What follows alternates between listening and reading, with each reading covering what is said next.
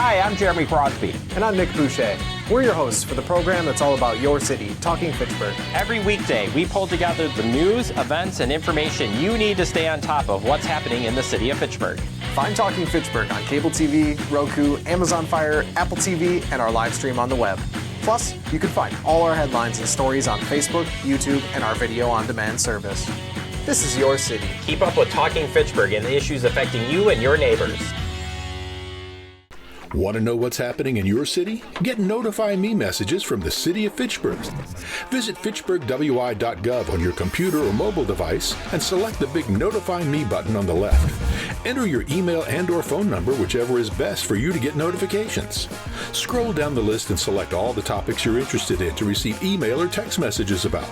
You'll be notified every time one of your topics is updated. Sign up for Notify Me, one more way to keep up with your Fitchburg government.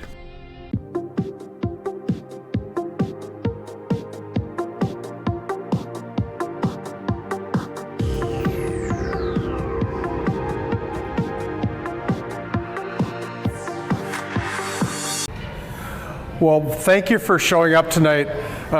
This is an open forum, open house for the Urban Forest Strategic Plan for the City of Fitchburg. And I'll briefly just go over a little bit about the project and that. And I've got about 20 minutes of prepared information for you tonight in that. Myself, I'm Rich Hauer. I work for a company, EOC Environmental Group. I'm a Minnesota kid by birth. I hope that's okay. Wisconsinite by adoption. I've lived in the state for probably, actually, the majority of my life now. I think I finally went over. My wife's from Sheboygan, so I guess I've got that residency built in just with her and that. But so tonight I'm going to briefly go over what the Urban Forestry Plan is about, give you an introduction who I am.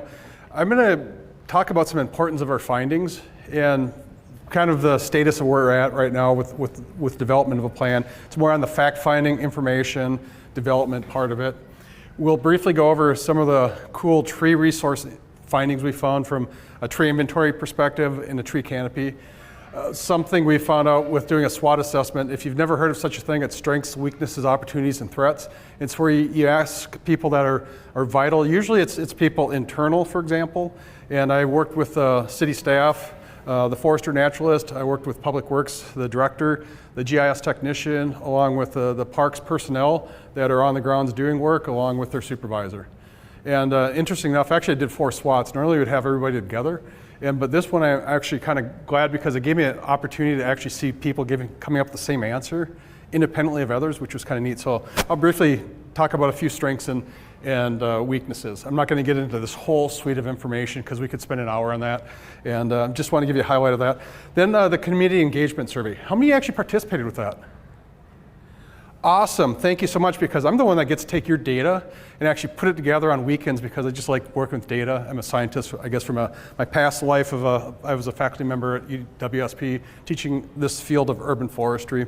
But yeah, we use both an electronic one, as I hope you know, along with a paper-based system. The reason we use both is for some people engaging actually with a smart device. I've got family members that don't have smart devices, okay? And I'm father-in-law and a personal dad that never ever got on a computer in their life, so paper-based. And so actually, these are ones that were part of the process and that were all entered into our electronic system that are compiled with everything that we gathered electronically, plus that we collected paper-based. Then we'll open it up to the open session where we'll have questions, and we do have a form here. I don't know if we could pass it out now or later. And so if you're going to participate tonight with a public comment, you're going to have to put your name down along with personal information like address, all things that the City of Fitchburg asks for their public governance perspective. And then we'll end for the evening. And so I'm the person in the middle. I'm officially got this fancy title, Director of Urban Forestry for EOC Environmental Group, where we actually do urban forestry work throughout the United States. And along with this are part of my team that are part of this project. So Sarah Lilly, Liz Lingo, Matt Johns, and Cassidy Benke. And there's also an opportunity to provide public comments online. And so this nice QR code You could actually not participate verbally here tonight. You could actually participate with comments through this or invite others to actually use it. I'll also have this QR code up at the end. It's also part of the transcription here tonight where, as part of my presentation, all these slides were part of the record that they're being recorded right now. And so that's another opportunity if you lose this QR code. So, state of the urban forest, that's what we're going to get into first. And so I'll talk about tree canopy and the inventory, some findings there. And part of our process is looking at governance things, policies, procedures, ordinances, to see if opportunities, things that are going well. Now, you had a survey in 2015 that was pretty neat, and we actually built some of that into our current survey to see how things actually changed over time. That past effort a decade ago was asking about tree preservation ordinances and governance from that perspective, which is actually very influential, where you did develop in this community some ordinance and regulations on development and in the tree population. And so the work that we're doing here is vital for informing the future, just like a survey from 10 years ago did. And then BMP, so I'm very active with developing industry standards. So like standards of how you should do operations of tree care. They're also part of the opportunity of the plan here, plus benchmarking. And I've been part of actually benchmarking with the Wisconsin DNR back in my academic days of what do other municipalities do for urban forestry, like staffing, equipment, ordinances, and things like that. So we'll use that as a way to actually gauge the city of Fitchburg in their operations. And then things like staffing and current state go into that benchmarking. So tree canopy. And so if you don't know what a tree canopy assessment is, it's nothing more than what is covering the ground. And so land cover things like roads, waters, wetland, agriculture fields, bare soil, impervious surface. Okay, and you could actually look at this floor and look at each one of these tiles, and they're 1 square foot. But you can just think as one of these tiles as a tree canopy. Okay, so of 4 tiles in front of you, if you look on the ground, one of those 4 actually is covered by tree canopy. And that's what a tree canopy assessment is. How we actually go about doing it, we got a couple different ways. One is one that's actually the golden standard, where a human actually interprets a random point on a GIS aerial image, and we go, is it tree, is it wetland, is it agricultural field? And we have another person who actually looks at this information and says, I think it's a tree, and they do it independently, and that's quality control. So I think for the city of Fitchburg, we're like 96% agreement between 2 people with tree canopy. Now we also have some cool machine learning things, which are kind of B students right now, where we can get pretty maps, but actually I'll first rely on humans to do the assessment, and then let GIS, machine learning things that we develop to actually do the pretty stuff. Now this is where you're at currently, so about 25% of your land is covered by tree canopy, okay? Which is a benchmark. Now here's one thing, we also did assessments for 2013 and 2018. And so what we found was your tree canopy is going upward. And there's some explanations why I'll briefly talk about with things you've been doing for tree planting. But if you look at an absolute number, you went up by about 6%. So 6% of the land area, land cover, increased with tree canopy over that about decade time period. If you put it into actually like making a relative comparison, that's a 30% increase. And so going from 18 to 24%, that's a huge gain if you think of it from that perspective. So there's a lot of explanations why. It could be like other things change. Okay, well one thing is you could have agricultural lands. And so for example, if you look at these arrows here, where a lot of the canopy did change was it went from grass and herbaceous. And so you could have lawn and you plant a tree, the trees grow. So you still have the turf and the herbaceous, but you've got canopy now covering it. Or you could have maybe agricultural fields that got converted to development. And then you could plant trees on that agricultural land where it was corn and soybeans or hay field, you get the point. It's now tree canopy, so those are some explanations. Statistically, maybe with agriculture, but certainly just trees being planted on existing lands in the city and those growing is probably a big explanation of this 30% relative increase. Now, tree diversity. Now, I always get the privilege of working with a lot of data sets around the world, and Fitchburg, for a diverse population, is actually at the high end for communities. And I'll give you perspective. I did work about a decade ago where we looked at tree diversity throughout the United States. We found the top 6 species were representing 60% of the population. Your top 6 are representing 28%, which means 72% of the tree population is other things besides your most common ones. But your most common 2 tree species are Freeman maple. If you don't know what that is, autumn blaze, perhaps you've seen the tree this time of the year. It's turning that reddish, orangish fall color, and they have kind of an upright, roundish form. And very popular tree. It's a natural tree between red maple and silver maple. But you only have 6%, and that's your most common. That's actually pretty good. And we can use metrics like no more than 5%. There's another metric, no more than 10. So I got green line. If you're below the green, you're good. If you're getting above the green, you have to start thinking. If you're at the red or above, caution. So you really have no trees above caution. And so you're doing really good from a species, plus also a genus. So like maple trees, you got sugar maple as a species. Maple is sugar maple and all the others. Yes? Could you say why tree diversity is good? Yes. You ever hear of something called like Dutch elm disease, oak wilt, or maybe emerald ash borer? And so back in my early career days, actually, I got started doing Dutch elm disease inspections in Minnesota. Why? Because we still had a lot of elms and we had science on how to actually remove diseased trees before they infected other trees. So diversity is so vital to protect yourself. It's like don't put all your money in one hedge fund. You know, diversify your portfolio if you think about like retirement. Same thing with tree populations. You're really diversifying for the next generation, which is the trees are really your currency for your next group of people. So my compliments to the current operations of forestry in Fitchburg and the history that was developed before that. Perhaps you learned something from Dutch elm disease days. I'm thinking more of just as development occurred, and you had folks at the university like Ed Hasselkiss, who was a purveyor of promoting diversity through his works, and Laura Joel, a current faculty member that deals with trees at UW-Madison. Here's another interesting slide of your tree size population. And so what this basically says is, ideally what you want is, it looks like a J shape, an inverse J. And so as you got older trees, you got more younger trees. Why? Because as old trees die, you've got younger trees to replace those. And some of the younger trees will die, but that's a good population. But you had some blip about 10 to 15 years ago. If you see that like that 4 to 6 inch range, you can, for each inch of diameter of around the trunk, that's about 2 to 3 years of age. So something like 10 to 15 years ago. Remember the Great Recession? I'm speculating from this graph that you had some influence of the Great Recession and trees you got planted. I can only speculate that, and I could look at financial records if that was the reason. But I can look at a graph like this going, there's some reason why. And then I also know you've planted a lot of trees in the recent time period. Okay? And so from that perspective, that big blip right there are young trees. And so you have overcome, in my opinion, actually some of the opportunities that were missed, perhaps, and I'm speculating it was the Great Recession, that it indicates that little blip where you're going upward and downward and then back up with that big spike. So that's a kind of a positive thing also.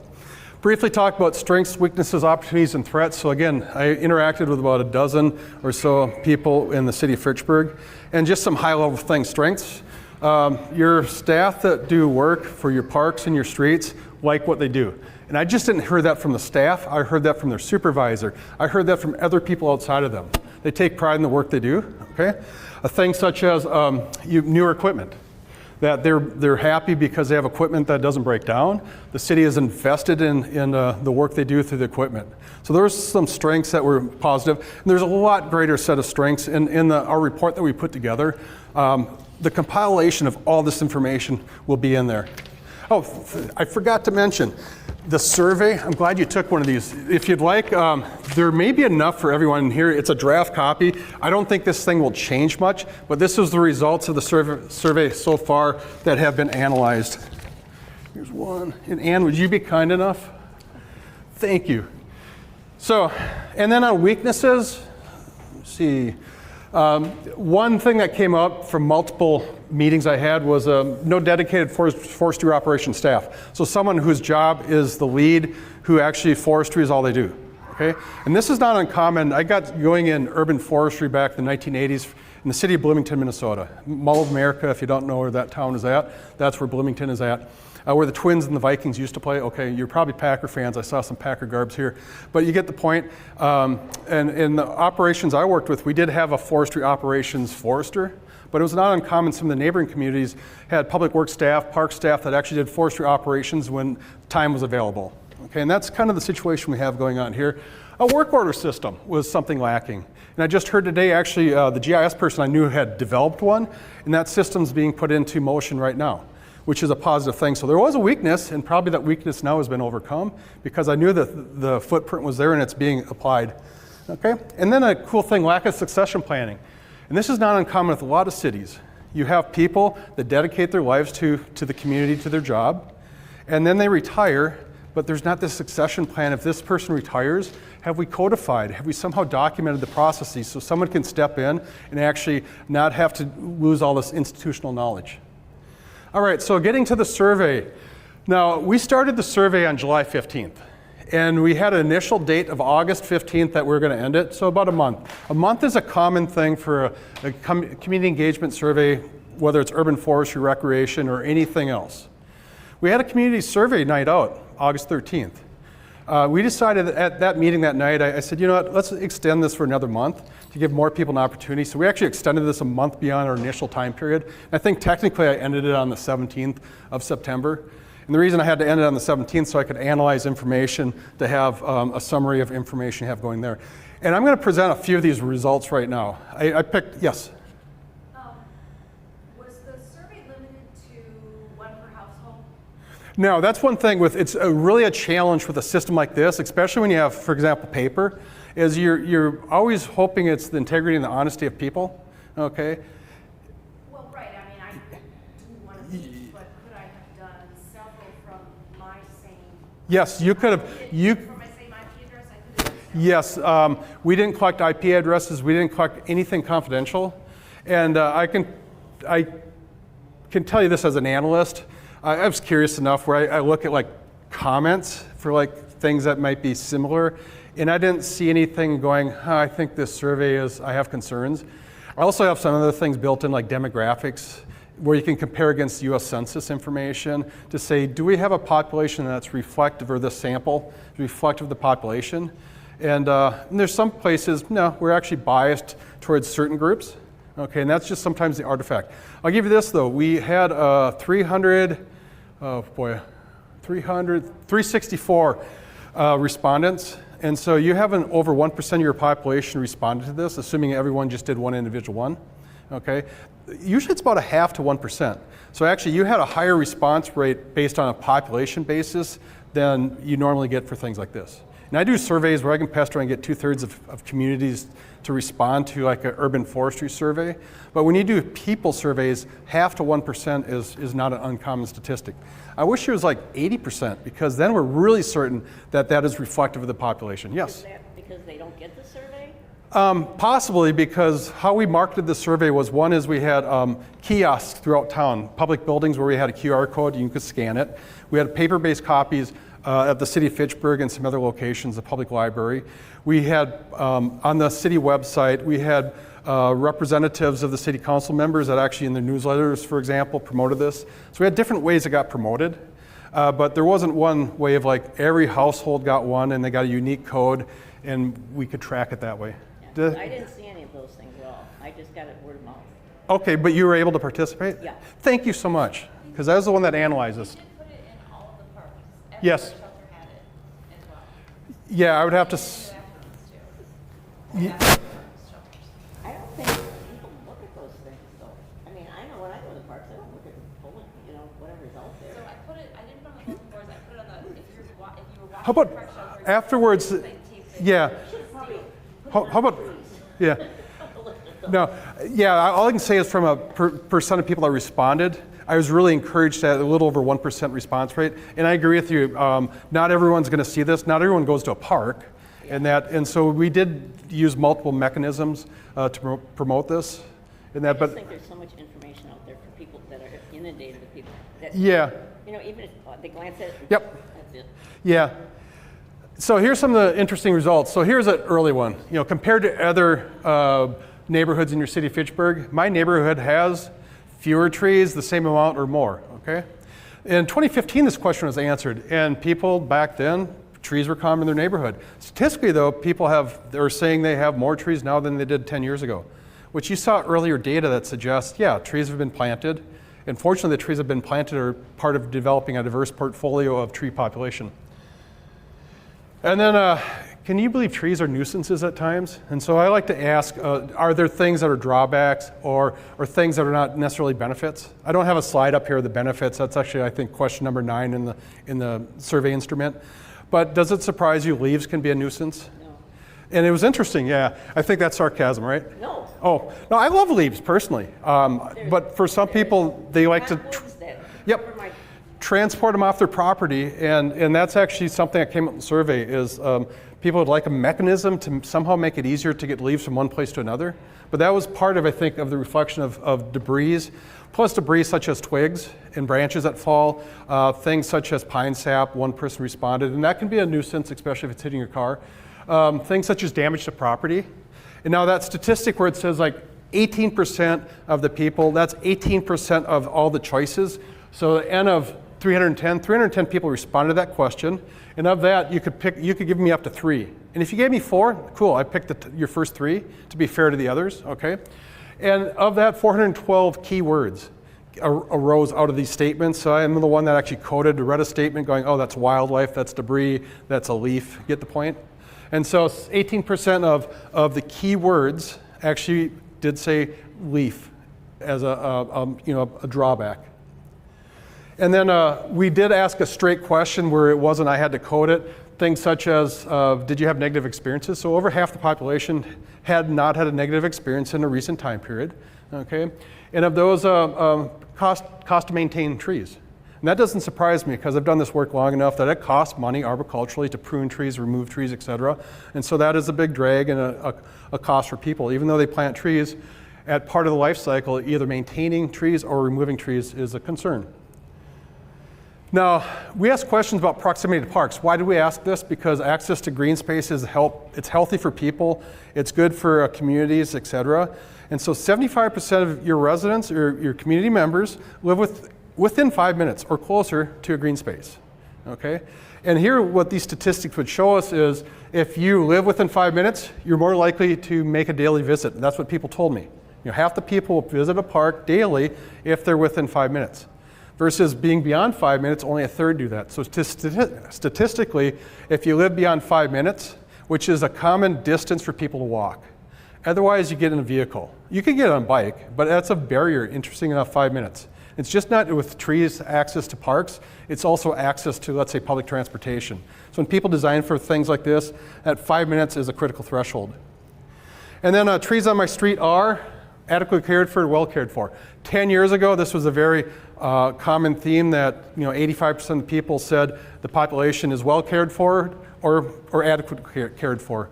Statistically, it's no different. It's at the same high level as it is 10 years ago. Another finding we had was looking at which statements closely represent your opinions about trees.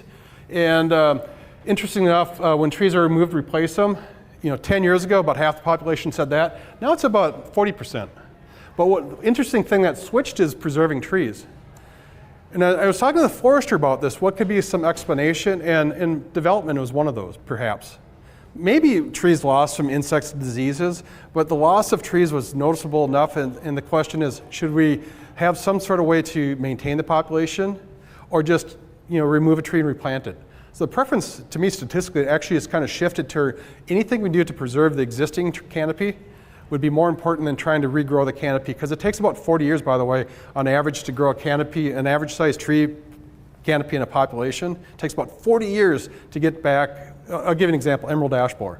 Okay, the loss of trees from emerald ash borer, it takes about 40 years to recover that tree canopy, how trees grow. Okay, so from that perspective, something like this would be supportive of that. Then the last 4 things, asking questions really in my perspective as a manager in my past life or as a person who provides guidance to others, it's about active management, okay? And are people willing to actively manage forests or athletic fields or things like this? In this case, we particularly were asking about the urban forest. And so are you strongly supportive or opposed to removal, let's say, invasive species? And if you don't know what invasive species is, it's a term that often gets thrown around. Invasive just means a plant that's really aggressive.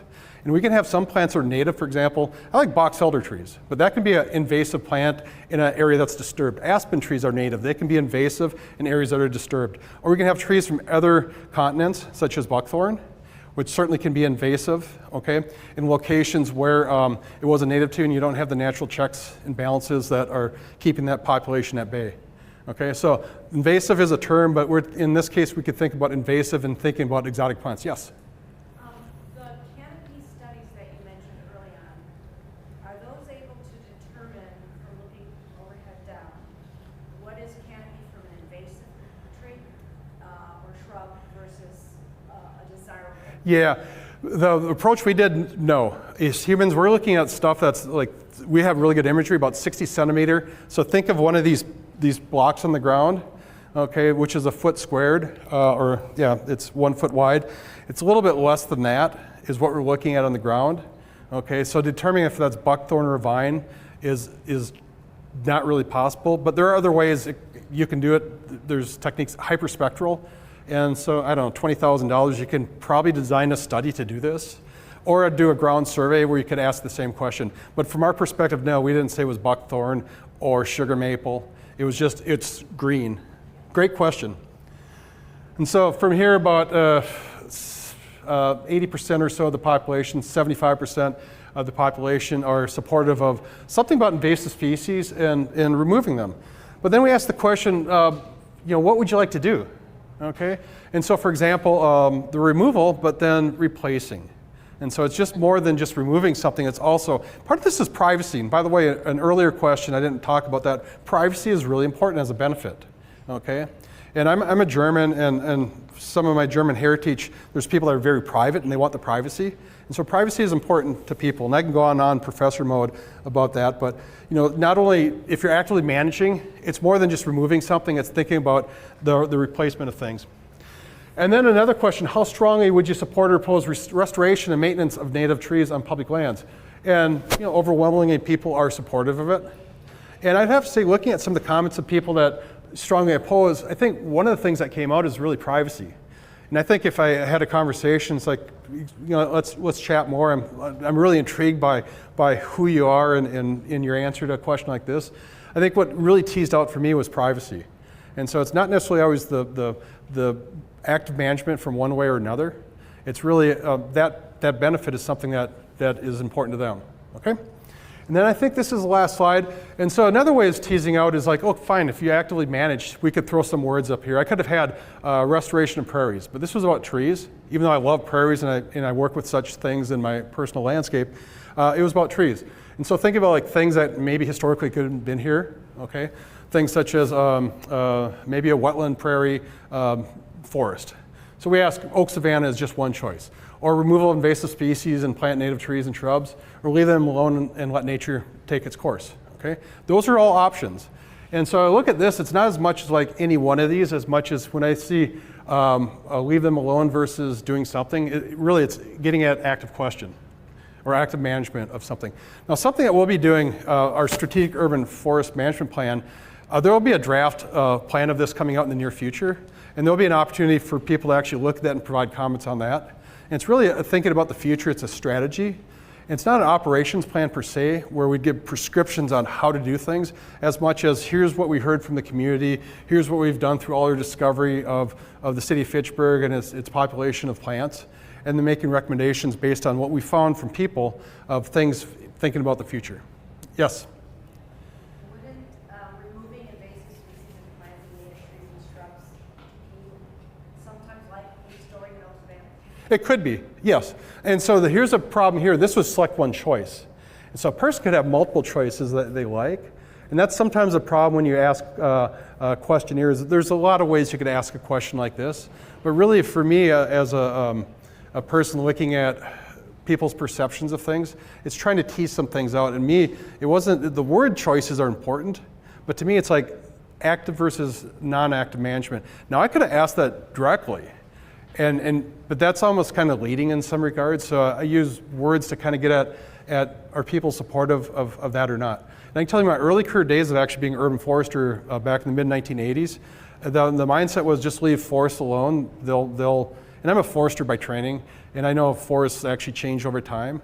And it's how they change is probably the more important thing, is that change desirable of what people want? Okay, and that's all I have for the quick summary of the engagement we had, the tree inventory we talked about, and SWOT analysis and the plan that's forthcoming. But again, we actually have more opportunities to engage. We've got a plan coming up, and I'll get to your question in a second. And we have a question session coming in now, and we also have public comments online. So I'll take you first, and I'll get to you. Okay. Oh.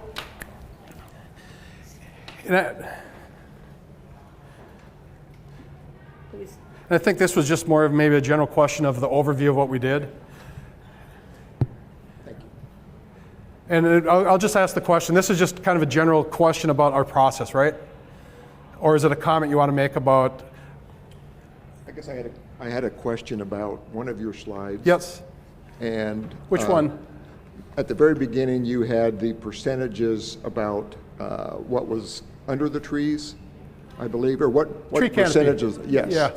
And so, grass and herbaceous, does that include lawn and Yes. prairie and everything? Yeah, shrubs, really, when you're looking at it, we may have a category that says grass and herbaceous. I'd say shrubs are in there. It could also be small trees that are beyond, I don't want to give a height, but it's, when we're looking at that, it's nothing that's noticeable like a canopy that, and by the way, 2-inch trees, we can see a canopy going, that's a tree. Okay. But it's small things that are under 12 feet, 6 feet, 10 feet.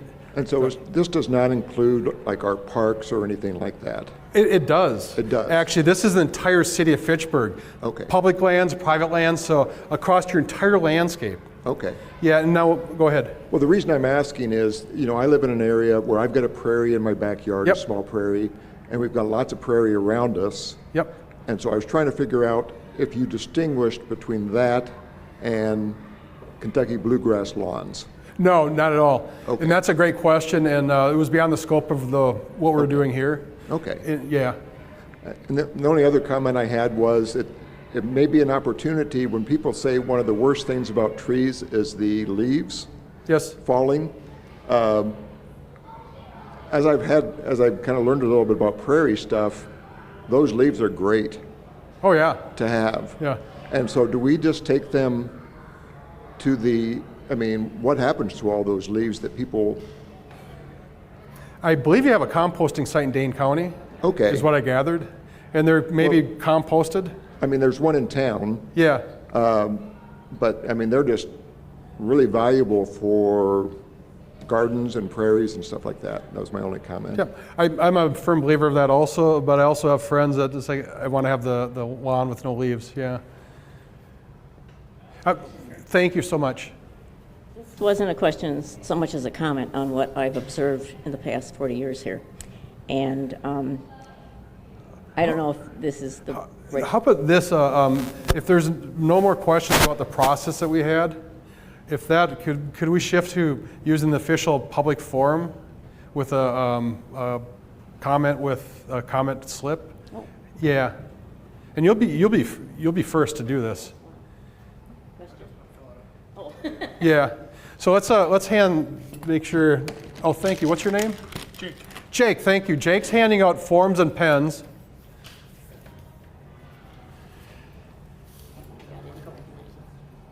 Let me get back to this QR code. So I come from a family that there's introverts, and getting in front of people with a public comment session. So actually, this is the opportunity, and feel free to share this with others if they have any comments of things they have right now. But again, there'll be other opportunities. I did have one question about the process. Yep, hold on. Was it about the process? Thank you. I did have one question about the process, and that is, I wasn't sure if you had a space for people to make a comment beyond their choosing one of the multiple options. And so if you did have a chance to receive feedback on, for instance, the question on, do you want to, remove everything? I think part of it, I think you had two separate pieces, one from a woodlot and one not necessarily saying a woodlot. So my question is really, did you have any feedback from people if the forum allowed them to also add a commentary about why they chose what they did? I was very curious if people are afraid that by saying, I want to remove non-natives and replace them with natives, if they think that that means that, oh, we're going to waste a lot of money pulling out formal landscape that might be sedums and daylilies, and we're going to be taking away a lot of, money that's already been invested by the city, let's say in the city parks or places like that, I can see how people may want to say, let's preserve what's already there that's formal, but remove the invasives on the less formal places. I'm just curious if you had any kind of chance for a comment like that. Not to the eloquent way that you stated it, of different types of plants and change one thing to another. Well, what I invite you is, on the survey, there's maybe some opportunities. So for example, when I asked about drawbacks, people did provide some commentary that were beyond the drawbacks. And so when I did my coding, I just said comment. And so it really wasn't the question, and I didn't feel that comment's there. It'll be part of the raw statements as part of an appendix. So yes, it's in there, but that question, for example, wasn't designed. I would say this is an opportunity to provide such a statement. Yeah. So. Okay. So I'm sorry I came late. I No worries. didn't see the agenda that you were actually doing a presentation. There was no agenda for this. Same here. There was no agenda. So is this survey that we took earlier? Sure. Is this the basis for what you're going to do with the future plan? It's a basis of people's perceptions that are important when we think about strategic direction. You try to drive something in the direction that people want. So yes, from that perspective. Okay. And in terms of developing the plan itself, one of the things I found is that once the plan is developed, it's really hard to get a lot of change into it. So will we have an opportunity to help define the plan? There'll be an opportunity to look at the plan and make comments. After the fact that it's done? There'll be a draft one that those Okay. comments, I can just tell you we're part of a process in another community where we take people's comments and make changes. And in that community, it was more at the council and the committee levels. So, yeah. But there'll be no charrettes or things like that. In this, the budget for this didn't allow design for charrettes, but yeah. Any more questions on the process? Otherwise, we'll go to the public comment. Hold on, Mike.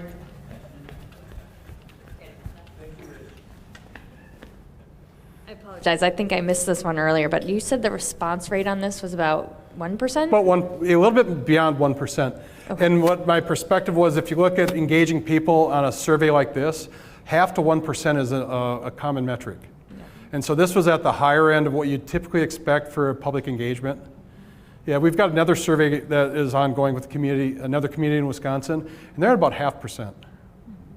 And I think part of the reason is actually it was really active engaging people with a lot of different mechanisms. For this particular community, they actually did all the engagement with just a survey system that they use internally, and there's not much promotion. Not that their results are invalid, it was just they're 0.5%, you're at over 1%. Yeah. You're welcome. Any last comments on the process? Because that's important. And I like the shred thing. I wish we had an opportunity from that perspective. It's okay. We do that here with our comprehensive plan. Yes, and that big shred process. yeah, the budget for this project was about $26,000. Yeah, and a process, when you do comprehensive planning, you're looking at, it's the 6-figure, perhaps, depending on the community,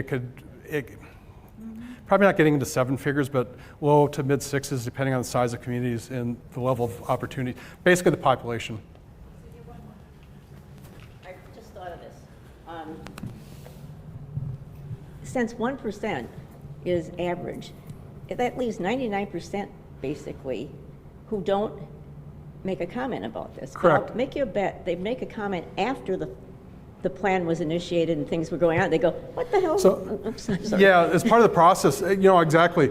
Unfortunately, the people that participate are the ones that that participate. Isn't there a way to make these things more mandatory? I don't know. Put them on something else that, I don't know. I'm just asking.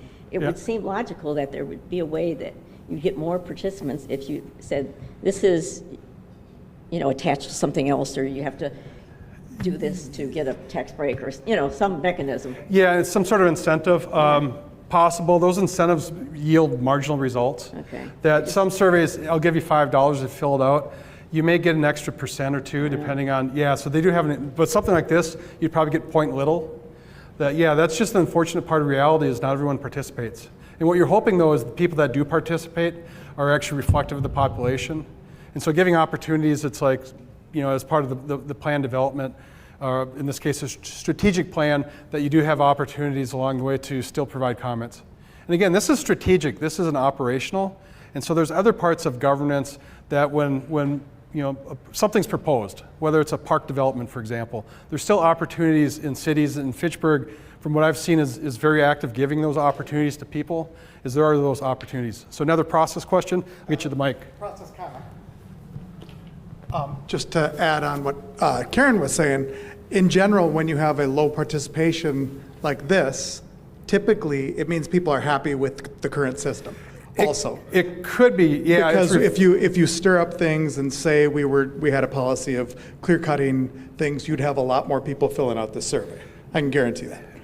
I've been involved in tons of surveys and market research, so. Yeah, I'm not disputing that at all, but maybe 2%? Yeah, exactly. Yeah. So the 1% on something like this is at a higher level than that. But sure. Cool. I like your insight of having done this. Any more process questions? I asked this earlier in a lot of hands, so many of you had an opportunity already to participate with the questionnaire. Yep. In terms of the process. Hold on. What's this process? Hold on. I gotta do my exercise. Thank you. In terms of the process, once you complete the draft of the plan, is part of the process possibly that it would go to referendum, so you'd have more people in the city of Fitchburg having a chance to respond? That's beyond me. This plan, as far as I know, referendum isn't part of the process. But that's something you could ask who the representative of your area is. So that's a great question. Any more questions on process? I guess I got a question of those that work in governance for Fitchburg. Are referendums something common for a plan like at this level?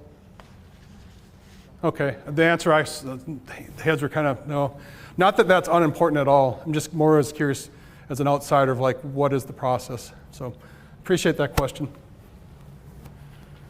Any more process questions?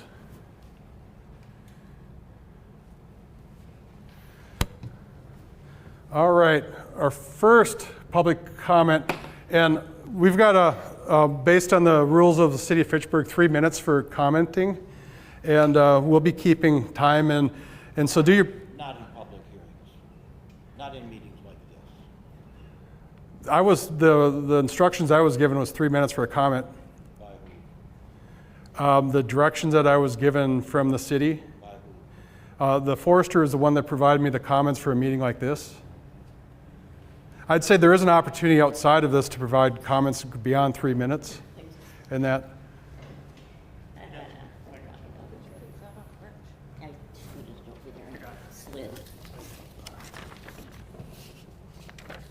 All right. So since you're kind enough, would you like to go first? Sure. So.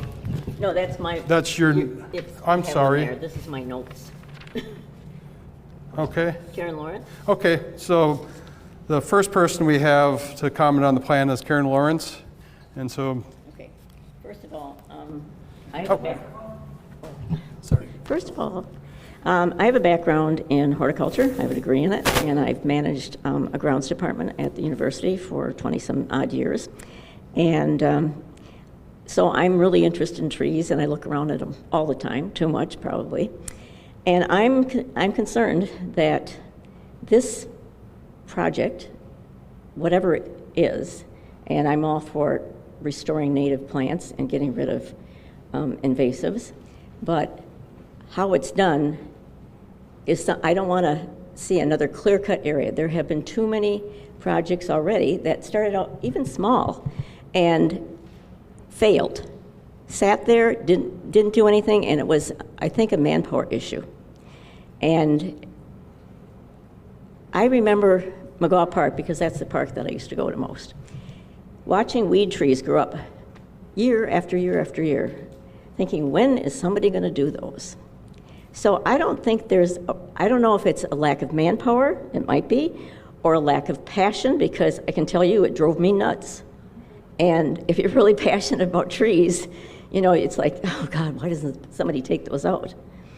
And I just think that before people go and make a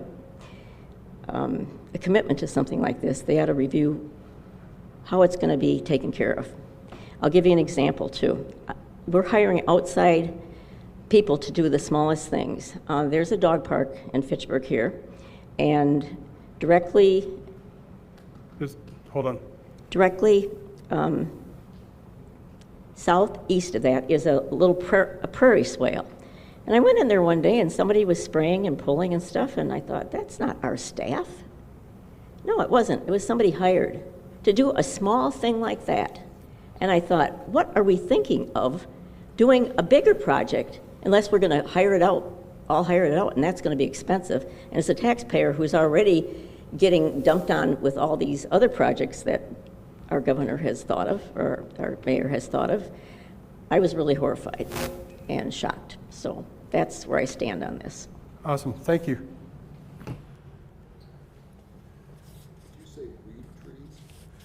I think it was weed trees. Weed trees? Yeah. Yeah, it was weed trees. Oh, that's what I call invasives. Yeah. Yeah, I think so. Yeah, by definition, people often say weed, a plant out of place.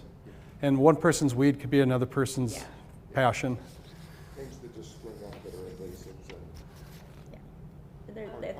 We could have a whole discussion right. on that, because there's native plants that are invasive too.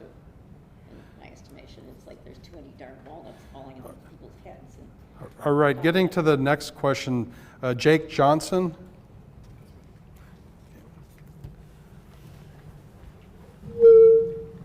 Sure. I actually can't believe I didn't fill out this survey, because I fill out tons of surveys, and I remember sharing something online about, here's a survey, and I was too busy. So I apologize for that.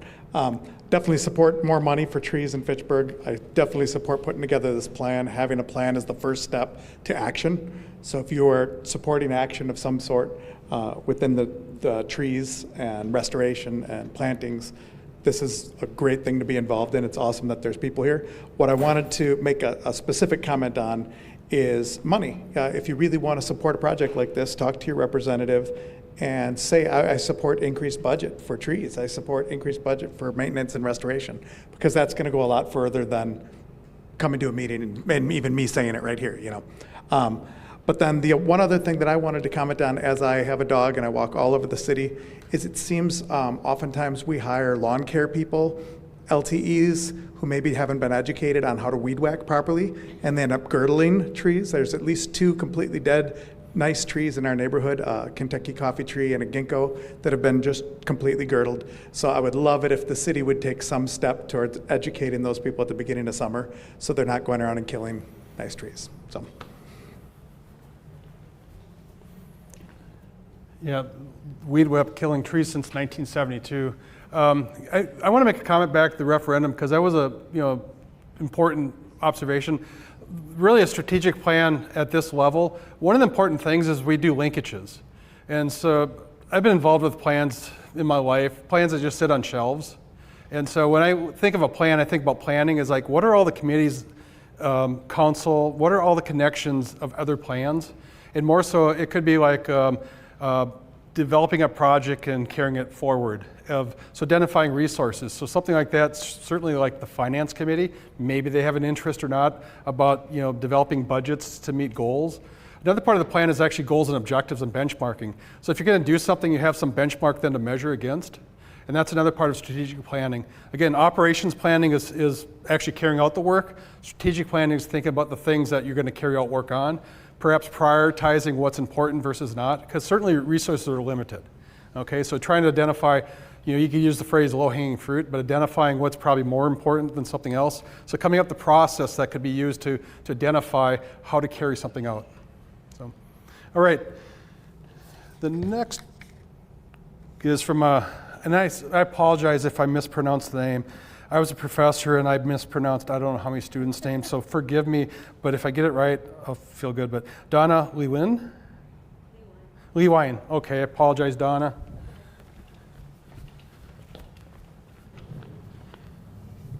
Mine is more of a comment, but also a statement in support of the effort that you're going through. I appreciate that they're taking a strategic look at this and really wanting to go through a planning process in order to do this.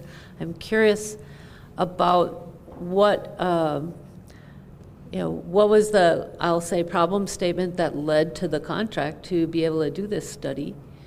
If they felt that it was just a gap in the overall plans that the city had, or if we're seeing that we were paying, too much for, X part of the budget related to trees, or if it is more of a, just stewardship kind of effort and impulse. So I was curious about that. I also was tripped up by the open house title of the meeting, so I wanted to just give that feedback. I thought it was just going to be, come in anytime from 6 to 8, and Sure. There's information tables or something like that. So I'm apologizing for my late arrival, and that possibly you already mentioned some of this. One of the reasons I came here tonight was one of the things I was thinking about is wondering if how closely the city works with the power companies. They have the work to keep the power lines clear. I was curious if the city actually has any kind of authority to ensure that the trimming or whatever is done by the power companies meets some kind of a standard that we set. I have no idea, so I thought I would find that out. And then I was also wondering if there could be something within the plan that would have a public outreach component. So for instance, if the city and the city urban forester might be able to have a portion of the city website where we could go to see sort of what's going on with maybe invasives or with, ash borers or whatever might be coming into our city at this, that's affecting our trees, so that landowners might be able to be more proactive about it and involved with the city for that kind of a, our own stewardship of our own land. I find that the questions that you had and the information you presented was super helpful, really surprising some of the ratios of, different types of land. I thought that was interesting. And I think you said, is this QR code where we can see the slide deck, or is this QR code where we can fill in the survey? No, this QR code is where you can provide additional comments. Oh, okay. Yep. Yep. So is the slide deck available online, or? Yeah, and outside your comment here, this is fine. Yes, the slide deck will be available actually as part of the public recording. Okay. And I'd be happy to provide to anybody that wants. I could provide it to Sure. the city, and it can be posted on their website. Sure. But I think even more important is actually the questionnaire itself. Yeah. And I'll probably be by the end of this week. There's just one more set of questions I want to code and then verify. Yeah. But the findings from this, that will be posted. Or I'll ask for it to be posted. I don't have control of what gets posted, but they've been very receptive to promoting things. And my last question is, if they are... 3 minutes was up. Oh, I see. I'm sorry. And I don't know if there's an opportunity to ask another question, but I think part of this is giving people opportunities to, and I'm for it if people have more than one question, if that's allowable. Okay. Yeah, I'm very supportive of that, but just to give people an opportunity so we don't run out of time. Well, let her speak as long as she's going. I'll leave that up to people here. No? Okay. Yeah, it has to be unanimous. It's super quick. Then everybody's going to want. Yeah, so, but if there's... I could just, at the No, very end. yeah, as time allows, definitely. I only had 3 sheets up there. I'll collect more. Who would like their next question? Comment? Thank you. I understand, but are there others that have something first? Not? All right, we got back to you quicker than I anticipated. Thanks for your patience. Yeah. So I am also curious if there's any kind of an effort to, or if anything is even on the table towards this, of being able to have the city provide saplings of native trees to private residences, or if the efforts that you're talking about in the survey are only directed toward our city-owned lands. No, it was, all lands are part of the project. Right. And I'm not aware of currently if there's, for example, a spring availability of helping get trees on private lands through a tree sale. But as part of the discovery, that's a question actually we will ask. And the recommendation is to explore if that's something that's viable. I know of other communities and professional friends that actually do this in their communities as a way to promote getting trees on private property, which often in many locations, the private lands usually dominate for the vegetation. Yeah. And in some studies, depending on the city, Chicago, for example, we're not Chicago, but 85% of the lands is actually private with tree vegetation, 15% public. So there it's so vital. But most, I would suspect Fitchburg, I wouldn't say it's probably 85%, but I'd say it's still the majority of vegetation in the city is on private lands. So that's an important part. Yeah, So. I know I need to find help to get rid of invasives. All right. Anybody, I've got more forms if people haven't filled one out. I guess I'm going to give this to you, because I didn't have a comment that I wanted to. Okay. Did you fill out a form? I have not filled Could out I, yeah, I appreciate that. Anybody else have a form that they filled out already? Thank you.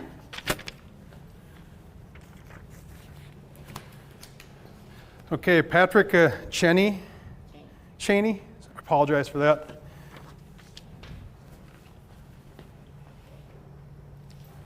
I have several comments that I've made notes on here about your questions, about your survey, and about this whole process. One thing I noted, your question number 20 right here about what closely represents your opinion about trees. There was two answers in here: preserve as many trees as possible, and the other answer, when trees are removed, replace them. That's pretty much the same thing. And those were the two highest ones that got the answers, but it sort of divided up between, well, do you pick this one or do you pick that one? It's really the same goal, but it divided the people into half of them here, half of them there.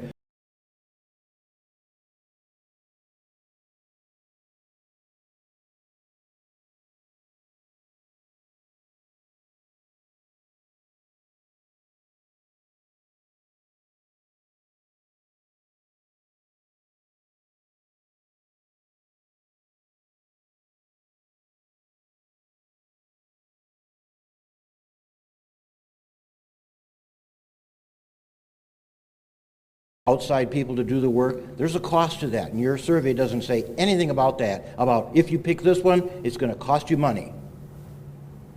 So it leaves, I've seen surveys like this over time where some survey on something else will just say, would you like this or this or this or this or this? And people say yes, yes, yes, yes, yes. They don't think about, this is going to cost us a fortune. So in some ways your survey is rigged of, oh, it's like a federal grant or something. You can have anything you want, just say yes all the way down. I thought that several of your questions in the tree management part were steering towards a preferred answer, especially a bias against invasives. Now, this has been discussed in Park Commission meetings, and it was stated by actually a chair of the Park Commission in the past. All trees have value. Even a box elder tree has a lot of leaves on it. There's a lot of the photosynthesis and the carbon removal and all of that. It's a softwood tree, it grows fast. So does a silver maple, so does a lot of trees, but those are considered invasive. So if you go to taking out invasives as the dirty word to some people, you're taking out a lot of trees that you can grow fast and get a lot of shade, a lot of coverage, a lot of all these features that you listed in here, but it's invasive, so we got to get rid of it. And your question steered towards getting rid of invasives, which I thought was biased. Also, there was a question on there about let nature, basically, there's two questions that I made a note of there. Basically, let nature develop by itself. Yeah, appreciate that. I'd love to take. I have more. Yeah, and give others opportunity. Thank you. I'd say on the cost part, it's really important. There's only one question that actually got on cost, and budgets are limited. And you've got just to pay people to grow their own trees or have their own trees. Yeah, but not unless this would cost the city. Cost is important. Outside of the survey, cost would be something that's important as a strategic plan, is identifying costs of things, how you're going to fund things, and prioritizing. So your points are really important from a perspective if I'm doing planning, for example. And also on box elder, actually it's my favorite tree. So I'm with you on box elder. It's my social tree, connecting to my grandpa who put tree forts in it, but yeah. Silver maple too. Yep. All right, so Nancy Helford.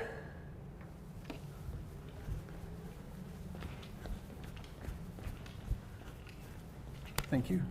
For the time being, I just wanted you to have my name because I may want to say something later, so I'm on the record, but I'll turn it over to Dave. Okay, so Dave, can you state your whole name? My name is David Helford, H-A-L-F-O-R-D. Live at 2621 Tarpleywick Drive, Fitchburg, Wisconsin. The question I have is, you indicated this strategic plan when it's in place. The question is, will this plan direct what private owners can plant on their land as well as public lands? Great question.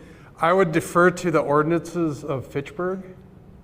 And I myself, I don't have an answer for you. That question actually will be addressed of like private lands. I haven't reviewed the ordinances to see where they're at right now. And so I don't have a good answer for that question. What I'm going to do is certainly, the point is, yes, it will be addressed somehow, but I couldn't see, I don't have a good answer for your comment at this point, but the comment I appreciate. And the question actually was prescription of plants that could be, or basically dictating what types of plants on private landowners. Is that the comment, if I got the gist of it? My question is, the individual rights question. Is this plan going to tell me as a private landowner what I can plant or not plant on my land? Yeah, as a strategic plan, that's more of an operational, and I think I defer again to... No, that's not an operational, that's a strategic decision. I don't have an answer for your question, but what I'd ask is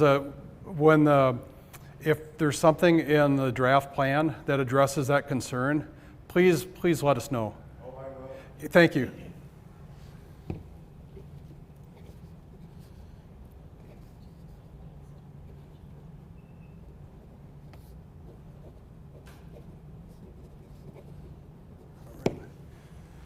Any more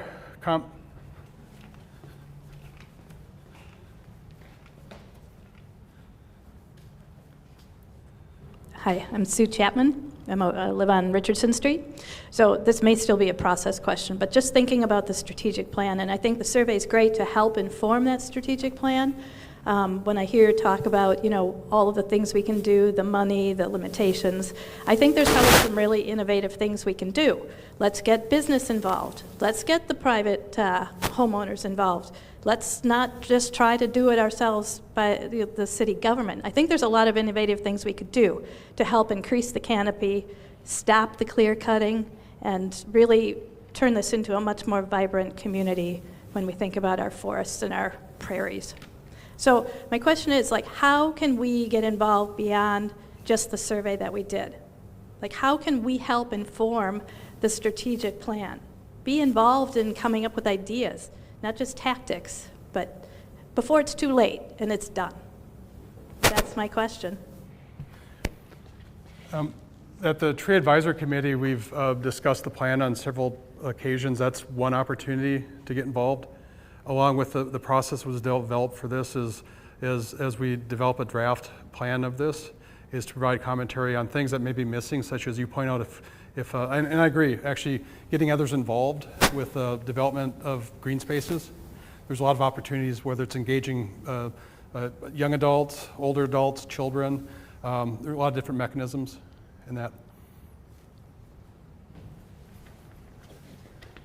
Thank you.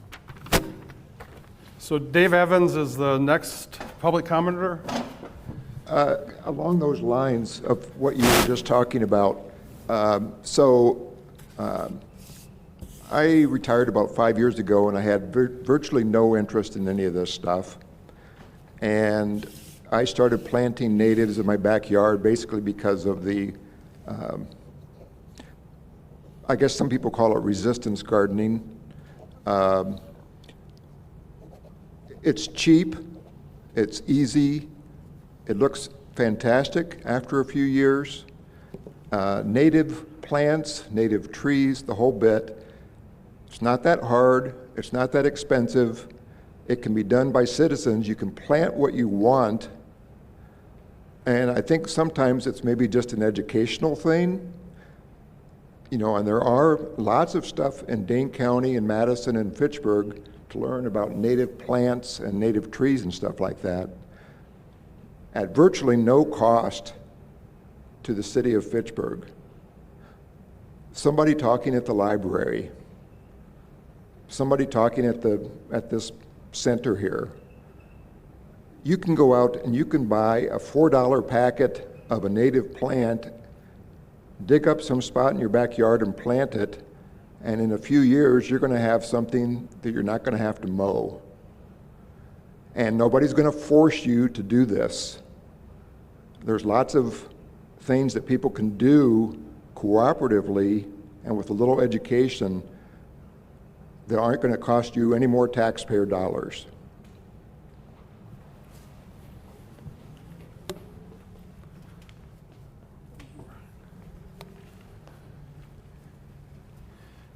Any more comments before we get back to others that have a few more comments?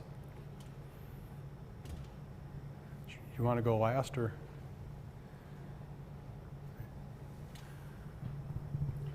So where I was here, in one of these questions, it was let nature basically take its course, which is a free thing versus the cost of doing things about it. And if people thought about that, nature can develop a forest. And as a professional in the field, you should know that, I think as you mentioned at the beginning right here, a forest will develop from one stage to another, and eventually get to, essentially in the long run, hardwood trees, such as oak trees, or I've seen forests where it's entirely sugar maples. Forest will develop on its own if you just leave it alone, and may take 50 or 100 years or something, but that's nature. Let it do its thing, because humans are typically good at screwing things up. Just think about all the diseases that we've had in trees. One of your questions with a whole lot of answers on here had a very strange answer in the middle. I noticed here this is like 15 or so answers in here, and it looked like all except for one, everybody picked very important, except for one strange thing in there, reduced crime levels. Yeah. I don't know why that was even in there. Because that's the one where, let's see, that one was a low answer on that one. And there's a couple of answers here, or questions that I thought were rigged, because number 24 and 25 right here, it seemed like you're trying to break it down to just two answers. I noticed that in the results right here, clear these areas of trees in favor of athletic fields, and nobody, zero, picked that. I don't know why that was in there. It was like, well, don't pick this one, because that's just stupid. Which left it for 2 out of 3 of the other answers were remove invasives or remove invasives. And then the other one was allow trees and shrubs to grow with no management, which is the free one. The other ones cost money, which of course is not acknowledged in your survey. And then the next question after that was about the same thing. Leave them alone, let nature take over. That's free. Remove invasive species and plant native trees and shrubs. That'll cost. And restore oak savanna. That'll cost. So again, didn't acknowledge that. The demographics section seemed like, why on earth are you asking all this about race, age, education, whether you own or rent? There was strange questions to ask. I know I talked with some people and that really put them off. There's no differentiation in any of your questions about the different parks that we have. We have like over 45 parks and we have 10 woodlots in the city. But this is like a one-size-fits-all that whatever comes from this is going to be applied to every single park all over, no matter what, which is a wrong way to do it. You should recognize and acknowledge the unique features of each park. I got one more after this, and I'm going to hang on to this. I don't care what you do. No, we're going to... No, I'm going to hang on to it, and I'm going to finish my question. No, as part of the process... Yeah, that's too bad. I'm going to... Well, you should acknowledge the unique features that some parks have. Sir? And also most people... I'm sorry, but the process is 3 minutes. All right, then I'll take another turn. Thank you. Does anybody else have a comment? Thank you.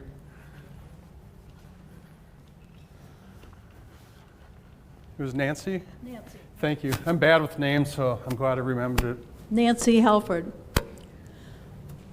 I would just like to say that I love trees. I think trees are wonderful for cleaning the air and providing shade and lowering the temperature, providing habitat for wildlife and human life and all kinds of life.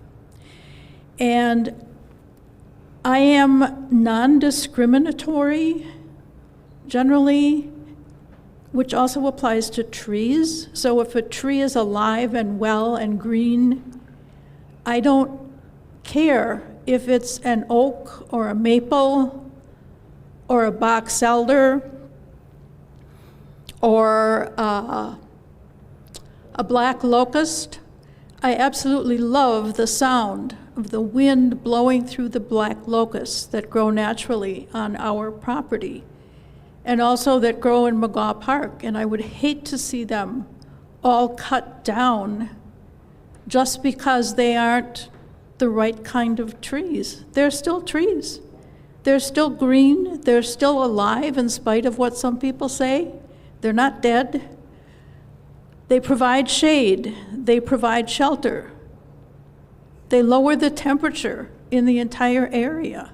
They provide soundproofing. They provide windproofing, stormproofing. They provide all kinds of benefits, and they don't cost us anything to be there. So I'd just like to see them continue to be there. I also like oak trees. So if people want to plant oak trees somewhere, I think that's wonderful. If you want to plant oak trees in your yard or other native species, absolutely, go ahead and do it. Just don't tell me what I should plant in my yard or what I should allow to grow on my land. That's all. Thank you, Nancy.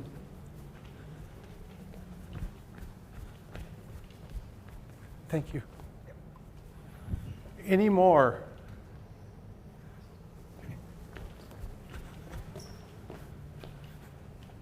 And thank you for passing it back.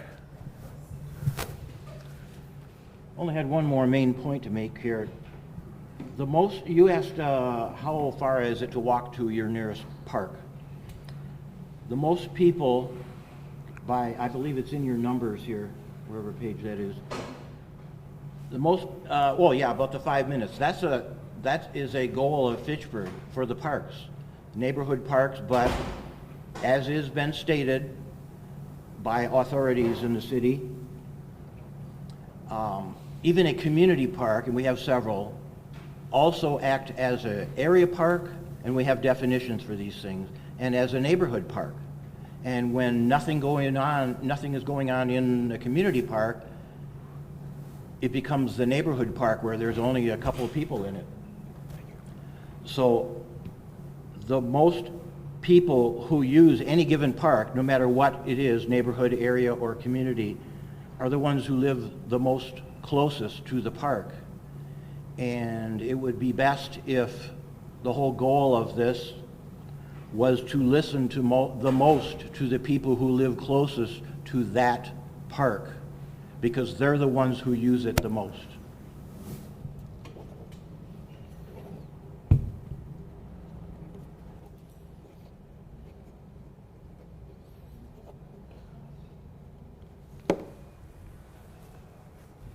I like that insightfulness, but okay. Thank you. Any other comments?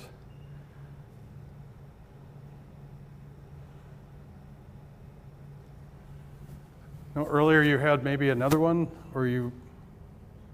I think I'm okay. Okay, thank you. Yeah.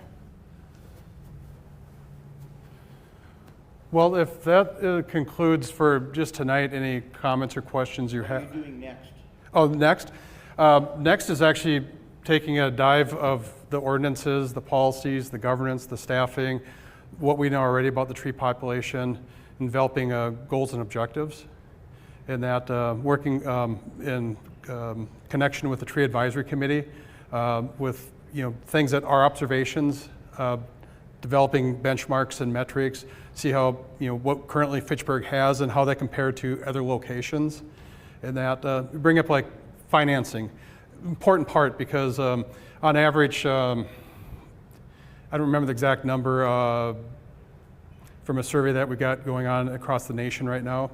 But back in 2014, on average, 0.5%, there's like 0.4% of the municipal budget was spent on forestry operations across the United States. But things like emerald ash borer come to town, and now it's 0.5% on average. But that kind of gives an idea of how one community compares to another with their needs. And so taking a look at things that might be important to do, but then also addressing what are the costs of operations. So your points are well taken, and I agree. The survey, we weren't asking questions about what would be the cost of maintaining this type environment. I don't think the average person might, I don't know how they could even answer that. And the best we could come up with is, all right, are you willing to pay money for things? Okay, cool. That doesn't mean taxes are going to be changed for forestry at all. But that's just a piece of information that could be used to say, well, if things are important, this is a potential, this perception of residents of the city of Fitchburg. And I don't know your governance of how the referendums are used. But I imagine, as you pointed out earlier about staffing, there was a referendum and that was what, a year ago? And that was voted down that the city residents, no, we're not in favor of spending more money for staff. And that doesn't mean that more staff is needed or not needed. It was just, no, we're not, it's not important for us to fund it. We're going to try to maintain things at the level of our current capacity for funding. So hopefully that kind of gives you off the cuff.